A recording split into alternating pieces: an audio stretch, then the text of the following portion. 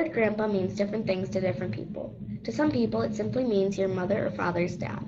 To others, it means a man whose house you might go to when your parents go away. To me, the word grandpa means Paul Haugen, a man who has passed down a love for reading, a passion for music, and devotion to the Lord. Paul Haugen was born at the Mayville, North Dakota Hospital on May 20th, 1944. He weighed 8 pounds 1 ounce and had bright blue eyes. His hair was red and curly, which is something that he's passed down to 3 of his grandchildren and 2 of his own children. Paul's parents were Paul and Arlette Haugen, and Paul was their first child. His siblings who were born after him were Anita, Philip, and Arlette.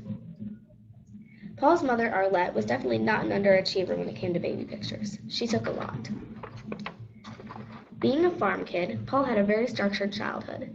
He had lots of chores, including feeding the animals, helping clean the barn, mowing the lawn in the summer, and shoveling snow in the North Dakota winters. Paul went to Viking Elementary from kindergarten through 8th grade. He started school when he was 5 years old. Paul's favorite teacher was named Mr. VanWyhe.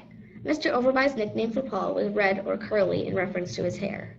At recess, he would play softball with his first cousin Gene, his 2 second cousins, and his 2 second cousins Robert and Myron Berg. As you can tell by the picture on the screen, Paul's love for music started at a young age. He started guitar when he was 14 and never stopped. All he did was pick up more and more instruments, and that's something that he's also passed down to me. Paul went to Portland High School.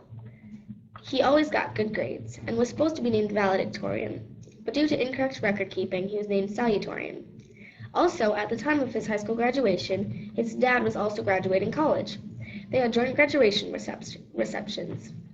Paul's favorite graduation gift was an electric guitar with an amplifier. After high school, Paul went to the University of North Dakota for engineering. He was there for 3 years before dropping out and going to seminary. While at seminary, Paul went to a Bible study. That's where he met Bonnie Ferguson. Paul wasn't exactly outgoing, so Bonnie had to do a little bit of work on her own. She told her friend, who told Paul's friend, who told Paul that if he asked her out on a date, she'd say yes. And the rest is history. Here are some pictures from their wedding. After getting married, Paul and Bonnie lived in Minneapolis for a few weeks. Then they decided to move to Mankato, where Paul finished his seminary training and his college degree. While living in Mankato, Paul and Bonnie had their first child, a little girl they named Rebecca. She had red curly hair just like Paul. Once Paul graduated seminary, he and Bonnie moved to Eau Claire, Wisconsin.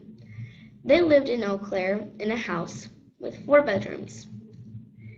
After Paul completed his year as a vicar, he was ordained. He worked at a church in Scarville, Iowa.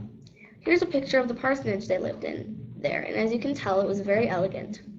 It was formerly the home of a banker, so it was very well made. While living in Scarville, Paul and Bonnie had 2 more kids. They lived in Scarville until 1976, when they moved to Bellevue, Minnesota. This is where Paul spent the largest portion of his career. They lived here until 1988, when they moved to Brewster, Minnesota. A new chapter in Paul's life started September 1995, when he and Bonnie moved to Council Bluffs, Iowa to train to become a pastoral counselor, a position that he served full-time for 4 years.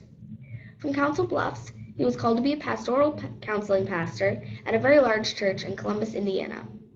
Paul retired from the ministry in June 2008. The most important thing that Paul would like to leave with his kids and grandkids is his faith. God is in control and sent his Son, Jesus Christ. Through him, he delivers us from the corruption, decay, and destruction that happens in this life. So if he is willing to do that, then we should be willing to serve him in everything we think, say, and do.